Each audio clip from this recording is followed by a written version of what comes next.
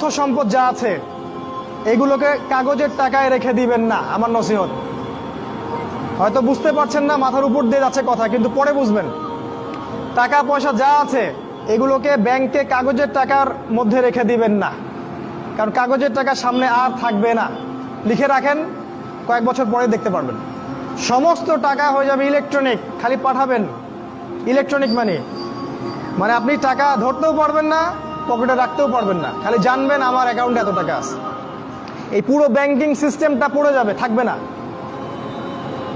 বিশ্বাস না হলে লিখে রাখতে পারেন, এই পুরো ব্যাংকিং সিস্টেম পড়ে যাবে, কাগজের টাকা থাকবে না। কি করবেন তাহলে? আপনি আপনার সম্পদটাকে সোনায় রূপান্তর করেন, কিছু সোনা করে রাখেন, জমায় রাখেন, রূপায় কনভার্ট করেন। এগুলোর দাম কখনো কমবে না। 100 বছর পরেও সোনার দামই থাকবে। তো 10 বছর পর আপনার 10 লাখ টাকার মান 10 লাখ টাকা থাকবে না, দাম পড়ে যাবে, আপনি সম্পত্তি হারাবেন।